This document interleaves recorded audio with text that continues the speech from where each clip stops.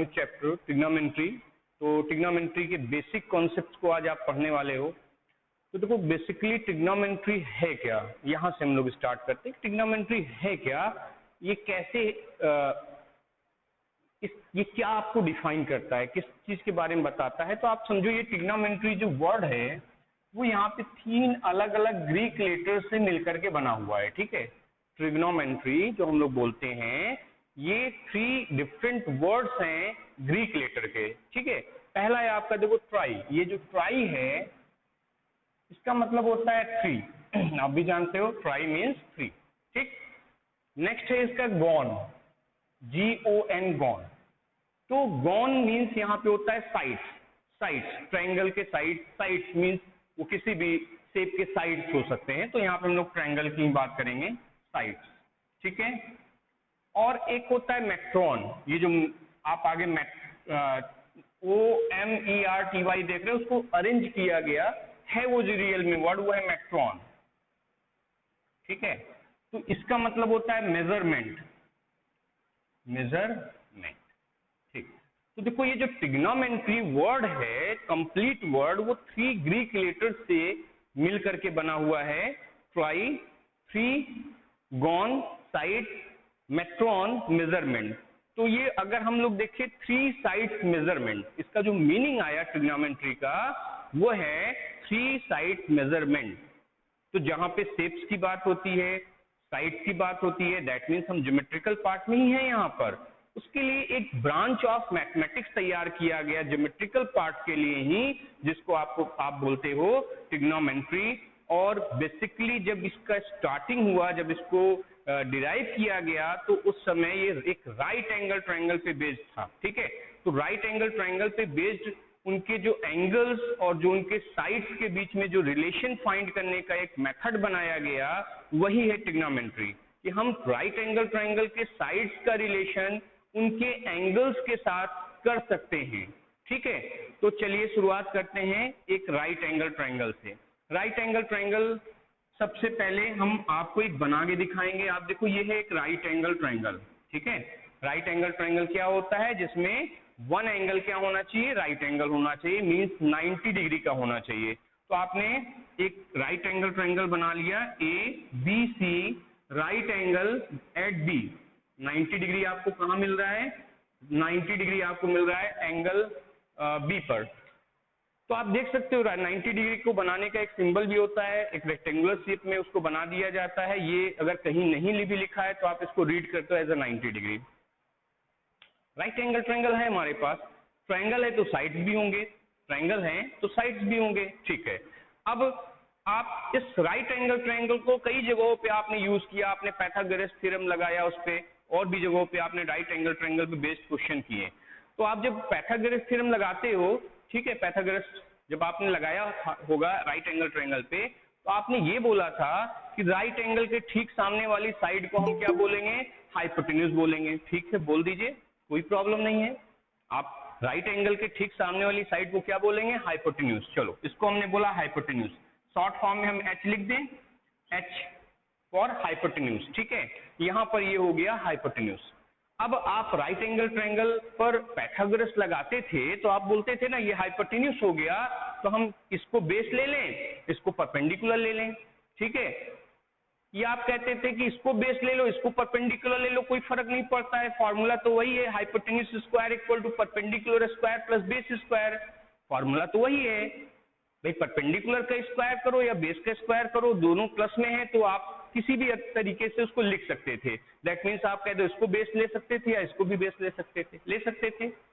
यहां पर ऐसा नहीं है, हाइपोटेन्यूज आपका फिक्स है, हाइपोटेन्यूज आपका चेंज होने वाला नहीं है, क्योंकि वो अपोजिट होता है राइट एंगल के, तो उसका पोजीशन फिक्स है। बेस क्या होगा या हाइट क्या होगा, परपेंडिकुलर क्या होगा उस राइट एंगल ट्रायंगल का, ये आपको एंगल बताएगा। ठीक है, कौन एंगल बताएगा, एक्यूट एंगल बताएगा।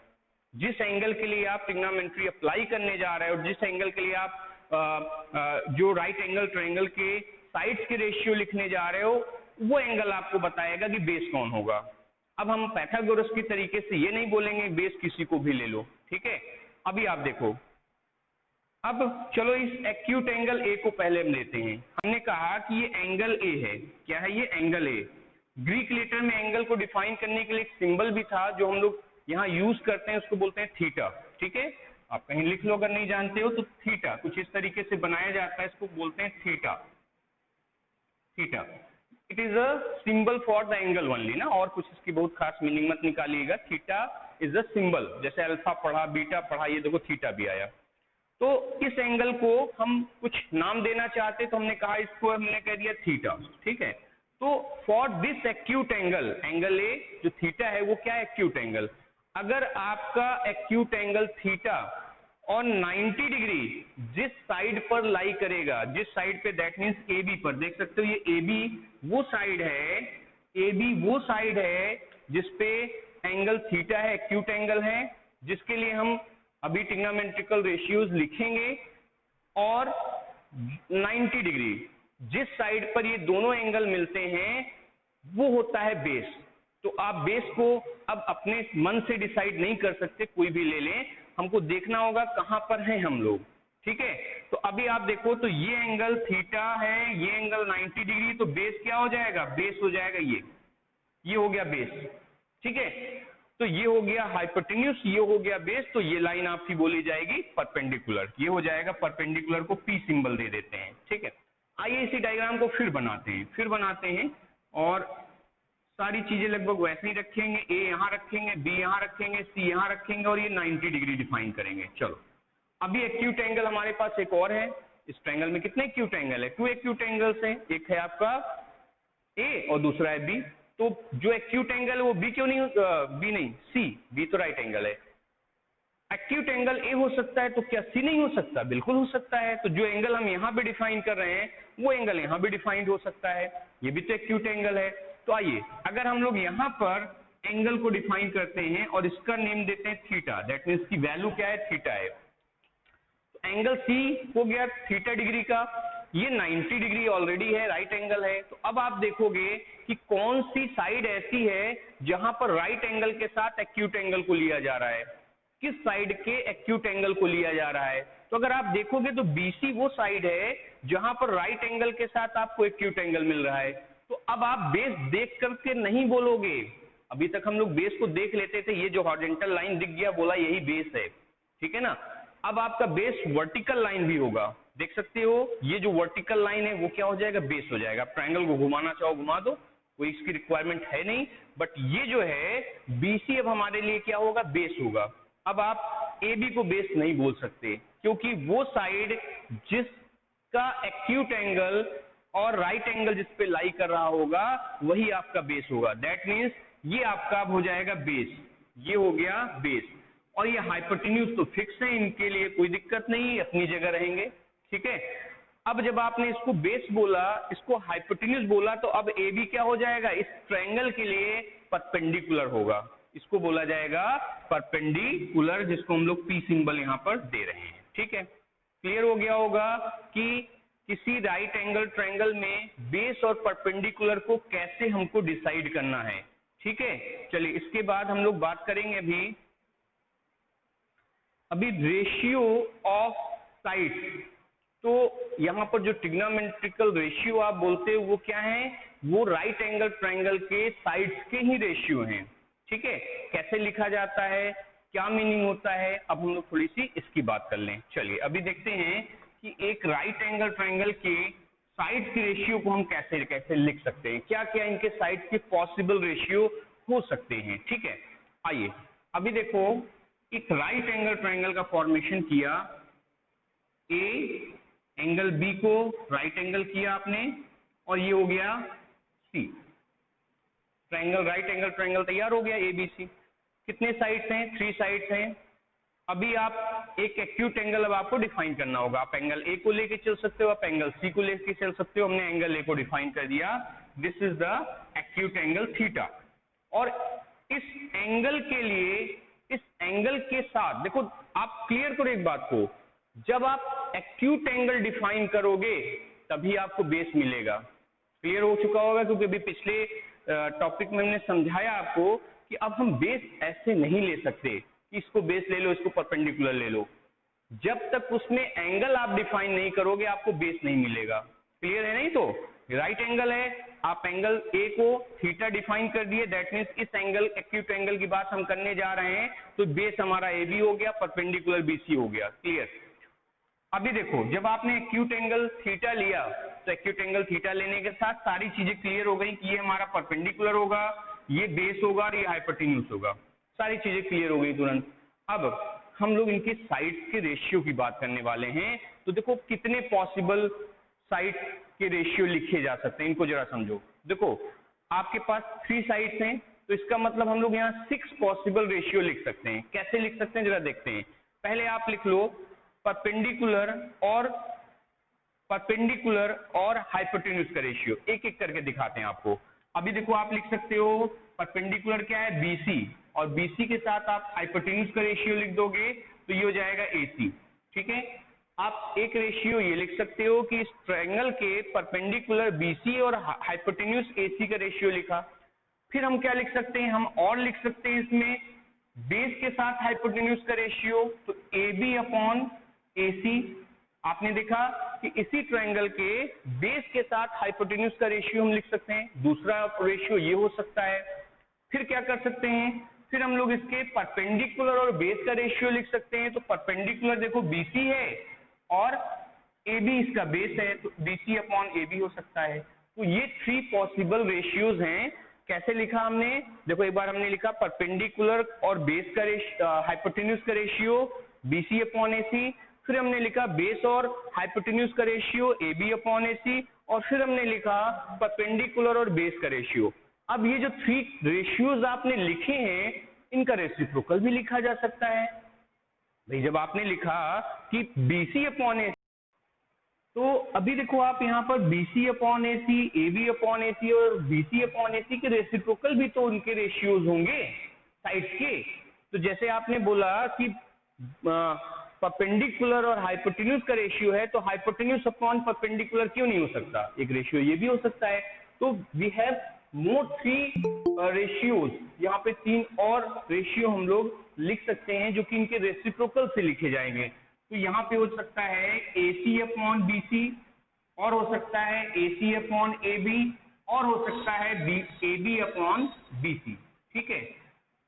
ये रेशियो लिखे जा सकते हैं। पॉसिबल कितने रेशियोज आप लिख सकते हो, 6 रेशियो। किसी triangle, right angle triangle, simply triangle पे भी ये हो सकता है। राइट एंगल ट्रायंगल में उनके साइड्स के साथ, अगर हम साइड्स के साथ रेशियो लिखेंगे तो वो क्या हो जाएगा, वो 6 टाइप से 6 फॉर्म में उसके रेशियो। तो अभी इनके रेशियोज को हम लोग समझ चुके हैं कि किसी राइट एंगल ट्रायंगल के जो साइड्स हैं उनके 6 रेशियो हम लिख सकते हैं। ये सारे क्या हैं, 6 रेशियोज हैं। ठीक है? चलो कुछ बात और करते हैं रेशियो पे। रेशियो पे हम अब आपको सब लेके नहीं चलेंगे, हम आपको इनमें से कोई एक रेशियो लेके चलते हैं समझाने के लिए, बाकी सारे पे ये एप्लीकेबल होगा। हमने कितने रेशियो लिखे हैं, 6 रेशियो लिखे हैं, और हम किसी एक रेशियो को लेके कुछ बातें करने जा रहे हैं। आपसे जरा सुनिए ध्यान से। हम किसको ले लें, चलो परपेंडिकुलर और बेस को ले लेते हैं। ठीक है? हाइपोटेन्यूज को भी छोड़ते हैं, इन दोनों को लेके हम कुछ और आपसे बात करेंगे, ध्यान से सुनेंगे आप। चलिए अभी हम कहाँ पे हैं, AB और ये परपेंडिकुलर BC और आपका AB है, देखो ये वाला हमने इसको चूज किया है। आप कोई भी एक चूज कर सकते हो, ठीक है, नो प्रॉब्लम। सारे पे ये एप्लीकेबल होने वाला है जो रूल हम समझा रहे हैं आपको।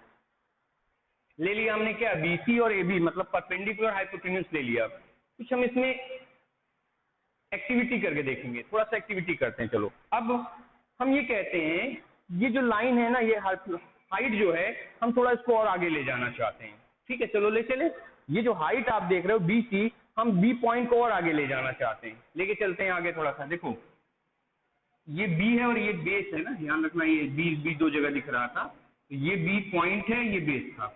अभी देखो इसको थोड़ा हम और आगे खिसकाते हैं। अब ये जो B है, जो आपका ये B है, वो नए पोजीशन पे आ गया, वो नए पोजीशन पे आ गया, और पोजीशन हमने कह दिया B डैश, पोजीशन हमने कहा B डैश, ये था B पे, हम उसको थोड़ा आगे ले गए, तो आगे खिसकाया B डैश।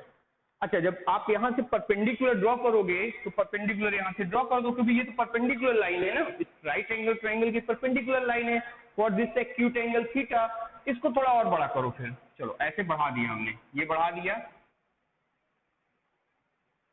ये बी डैश है और हमने इसको यूं ऐसे एक्सटेंड कर दिया, थोड़ी सी तिरछी जा रही लाइन, समझिएगा पैरेलल ही है बिल्कुल, बात को समझ पा रहे हो ना, क्योंकि स्केल होता तो हम बिल्कुल सीधा इसको खींच लेते, चलो इधर से कुछ ठीक जा रहा है, ये था क्लियर। अभी आपने क्या किया, बी को आगे खिंचाया, तो जब इस बी पॉइंट को आगे ले गए, मतलब ए बी के लेंथ को आपने ए बी डैश कर दिया, जो ए बी लेंथ था ट्रायंगल का, जो लेंथ बेस था ए बी, उस बेस को आपने क्या कर दिया, ए बी डैश कर दिया।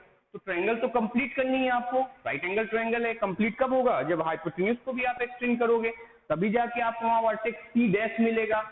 इसको भी बढ़ाते हैं, चलो इनको बाहर कर दें और इसको बढ़ाते हैं कुछ ऐसे। अब आप देखो ये पॉइंट जहां पर इंटरसेक्ट कर रहा है वो पॉइंट हो गया सी डैश, ये हो गया बी डैश और ये हो गया सी डैश, ठीक। अब इस राइट एंगल ट्रायंगल, जो न्यू राइट एंगल ट्रायंगल बना है A B dash C dash, जिसके लिए एक्यूट एंगल अभी भी क्या है, थीटा है। इंपॉर्टेंट पॉइंट पे ध्यान दीजिए, एक्यूट एंगल नहीं चेंज हुआ, एक्यूट एंगल थीटा ही है, लेकिन बेस बढ़ गया, परपेंडिकुलर बढ़ गया, हाइपोटेन्यूज भी बढ़ गया, सब बढ़ गया, एक्यूट एंगल नहीं चेंज हुआ है। अब जरा इसके लिए रेशियो हम लिखेंगे, हमने किसको लिया था, सब की बात करेंगे तो बहुत बड़ा हो जाएगा, एक की बात करते हैं, परपेंडिकुलर अपॉन बेस की, परपेंडिकुलर बेस हम लेके चल रहे हैं। जरा इसके लिए रेशियो लिखेंगे इस न्यू ट्रायंगल के लिए, तो इसका जो न्यू रेशियो आएगा, ट्रायंगल, अभी ये कौन से ट्रायंगल के लिए था, ट्रायंगल ए बी सी के लिए था, अभी आप ट्रायंगल आपका हो गया A B dash C dash. इस ट्रायंगल के लिए जरा रेशियो लिखते हैं, सारे नहीं लिखेंगे, एक को लिखेंगे, इसके लिए लिखेंगे, तो क्या हो जाएगा, बी डैश और रेशियो आपको, हाँ ठीक तो है, बीसी लिखना है ना, तो बी डैश सी डैश तो आएगा, तो ये हो जाएगा B dash C dash upon A B dash. ये क्या लिख रहे हो आप, perpendicular upon base, perpendicular upon base के लिए लिख रहे हैं, क्लियर। क्या किया आपने, एक्सटेंड कर दिया, थोड़ा सा पॉइंट बी को एक्सटेंड किया, सब कुछ चेंज हो गया, थोड़ा और बढ़ाने का मन कर रहा है, और आगे ले जाएंगे इसको, चलो थोड़ा सा और आगे ले जाके देखते हैं, एक पॉइंट और आगे ले लो बी सी, और यहाँ ले लो बी डबल डैश।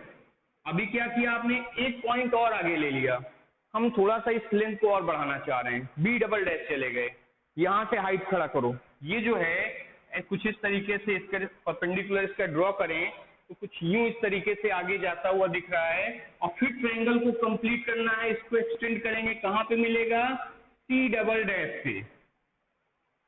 क्या बनाया आपने, एक और नया ट्रायंगल बना लिया, कौन सा, A B dash double dash और सी डबल डैश बना लिया ना, एक और नया ट्रायंगल बनाया, क्या नहीं चेंज हुआ, एक्यूट एंगल, थीटा भी वही है, साइड सारे बदल चुके हैं। जरा देखिए इसका रेशियो क्या होगा, अब आप लिखोगे in triangle A B double dash C double dash, इस ट्रायंगल के लिए जरा रेशियो लिख के देखते हैं परपेंडिकुलर और बेस का, तो परपेंडिकुलर और आपका देखो क्या हो जाएगा, ये है बी डबल डैश और सी डबल डैश, बेस हो जा रहा है ए बी, और आगे नहीं ले चलते हैं, बस इतने पे आपको ये बातें समझ में आने वाली हैं। देखो एक्सपेरिमेंटली क्या देखा गया, एक्सपेरिमेंटली ये देखा गया कि फॉर एक्यूट एंगल थीटा हम इस ट्रायंगल के बेस को, हाइट को, परपेंडिकुलर को, हाइपोटेन्यूज को जितना भी बढ़ा सकते हैं, ट्रायंगल की साइज आप बढ़ा दो, बट ये जो रेशियो आ रहे थे B C upon A C, B dash C dash upon A B dash, B double dash C double dash upon A B double dash, क्या थे ये सब, सेम थे, क्या मिला, सेम मिला। तो यहां से हम लोगों ने ये देखा, विजिबल है, हाँ है, तो ये देखा कि यहां पर जो परपेंडिकुलर और बेस का जो रेशियो था B C upon A B is equal to B dash C dash upon A B dash equal to B double dash C double dash upon A B dash. क्या मिला, constant मिला, क्या मिला, constant, ठीक है, same मिला, किसके लिए मिला, इस एंगल के लिए, जो चेंज नहीं हुआ वो था एक्यूट एंगल, सबसे इंपॉर्टेंट पॉइंट है यही, और इसी एंगल के लिए अब हम लोग एक कांस्टेंट वैल्यू डिफाइन कर सकते हैं for any right angle triangle. For any right angle triangle, इस एक्यूट एंगल के लिए हम एक कांस्टेंट वैल्यू डिफाइन कर सकते हैं जो कि उसके रेशियो से फाइंड होने वाली है। आप किसी एक्यूट एंगल ट्रायंगल को ले लो और किसी एक ट्रायंगल का फॉर्मेशन कर लो, उसका हाइपोटेन्यूज क्या है, उसका परपेंडिकुलर है क्या है, उसका बेस क्या है, डजंट मैटर नहीं करता है। उस एक्यूट एंगल के लिए आपको हमेशा एक कांस्टेंट वैल्यू मिल जाएगी। तो यहां से अब ये आया कि अब इसको कैसे हम डिफाइन करें, भाई कैसे हम पता लगाएंगे कि किस रेशियो को लिखा। आप समझ रहे हो बात को? अभी हमने जैसे परपेंडिकुलर और बेस के लिए लिखा, ये तो सब पे एप्लीकेबल है ना। अभी हम लिखना चाहें तो सबके लिए लिख सकते हैं, इसके लिए भी लिख सकते हैं, इसके लिए भी सारे रेशियो लिख सकते हैं। तो ये हुआ कि कैसे हम इसको पता करेंगे कि किसका रेशियो लिखा गया, कैसे मालूम चलेगा। तो इसके लिए हम लोगों ने नहीं, उन लोगों ने जिन्होंने ट्रिग्नोमेट्री बनाई थी, तो हम लोग समझ रहे हैं बस। तो उन्होंने क्या किया कि एक सिंबल्स बनाए। देखो यहाँ पे जो साइन, कॉस, टेन, अभी बस जस्ट बात करेंगे इसकी, इनकी जो बात की गई, ये केवल और केवल डिफाइन करते हैं कि किस रेशियो को लिखा जा रहा है और इनका कोई मतलब नहीं है। किस रेशियो को लिखा जा रहा है राइट एंगल ट्रायंगल में, केवल ये आपको बताएंगे। साइन, कॉस, टेन, सेक, कॉसेक, कॉट, केवल ये बताएंगे। मेन है आपका एंगल, किस एंगल पे लिखा जा रहा है। ठीक है, थोड़ा सा और इस पे हम लोग अब बात करेंगे कि किस रेशियो के साथ क्या हम लोग यूज करने वाले हैं। ठीक है, तो ये पहले इतना आप कंप्लीट कर लो, फिर हम लोग समझते हैं कि किन किन रेशियो। अब ये जो डिफाइन किया गया, ये हम लोगों ने तो किया नहीं, ये किया था मैथमेटिशियंस ने। जो बता दिया गया हम लोग आज तक उसको फॉलो कर रहे हैं कि नहीं साइन है तो इस चीज का रेशियो लिखा जाएगा, नहीं कॉस है तो इसका ही लिखा जाएगा। ये प्री डिफाइंड है और हमको इसको फॉलो करना है। ठीक है, चलिए अभी थोड़ा सा इसको आप नोट कर लें। तो अभी चलो हम लोग समझते हैं कि रेशियोज जो लिखा है हमने, किस रेशियो के साथ कौन सा टर्म यूज किया जाएगा जो ये डिफाइन करेगा कि रेशियोज किनके लिखे गए हैं राइट एंगल ट्रायंगल के। तो उसके लिए जो टर्म्स हैं, पहले हम उन टर्म्स को समझ लें। टर्म्स जो हम लोग यूज करते हैं उनका फुल नेम क्या है, उनको कैसे हम यूज करते हैं, पहले उनको समझते हैं। तो देखो यहाँ पे 6 कितने आपने रेशियोज लिखे, अभी रेशियोज आपने लिखे 6, साइड्स को लेकर के 6 रेशियोज आपने लिख लिए हैं। तो अब आप 6 टर्म्स भी यूज करोगे उनको अलग अलग डिफाइन करने के लिए। वो टर्म्स क्या हैं हम लोग पहले इसकी बात करेंगे, फिर किसके साथ किसका लिंक होगा दूसरी बात करेंगे। फिर आइए देखिए, यहाँ सबसे पहले पहला जो टर्म है वो है sign.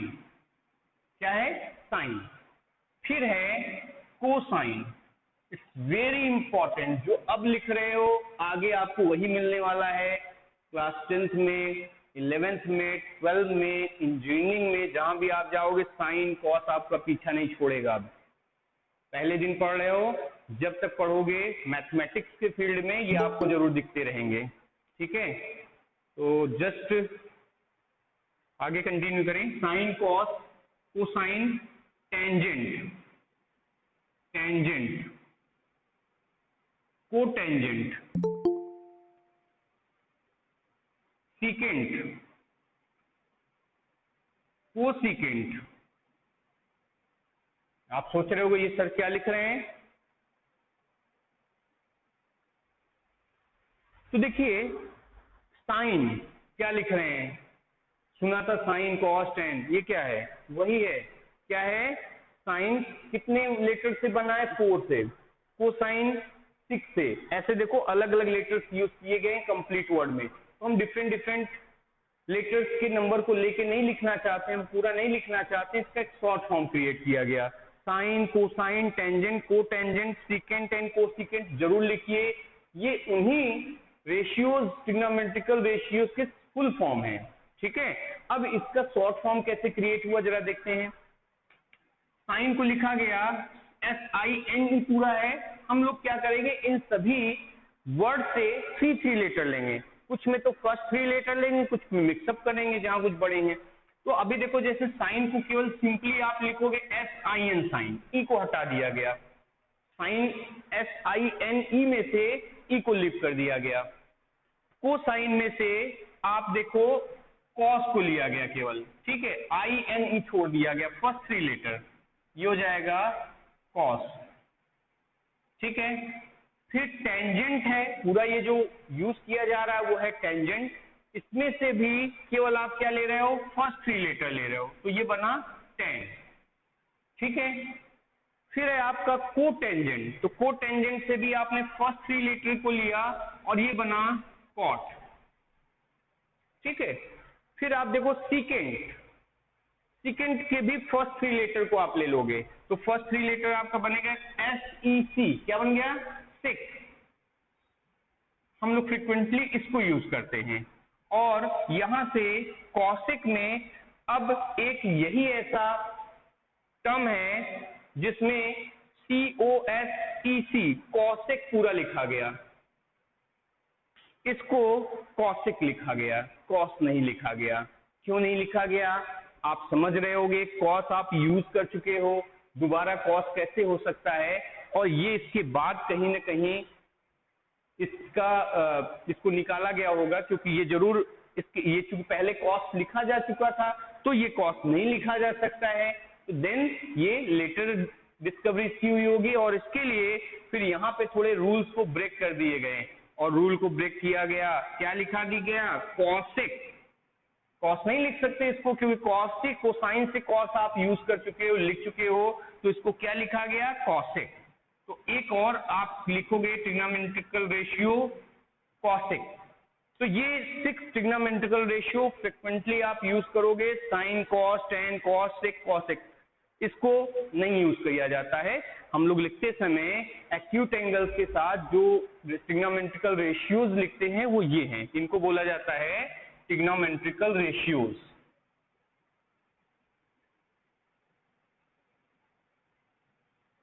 ratios of an acute angle in a right angle triangle। एक राइट एंगल ट्रायंगल में जब एक्यूट एंगल लोगे आप, उनके साथ ये ट्रिग्नोमेट्रिकल रेशियो डिफाइन किए जाएंगे, और ये जो रेशियो होंगे किसके लिए होंगे, sides of the right angle triangle. तो इन नेक्स्ट क्लास हम लोग क्या करने वाले हैं, इन ट्रिग्नोमेट्रिकल रेशियो को कनेक्ट करेंगे साइड्स के साथ, ठीक है। चलिए कंप्लीट कर लीजिए आज यहाँ तक।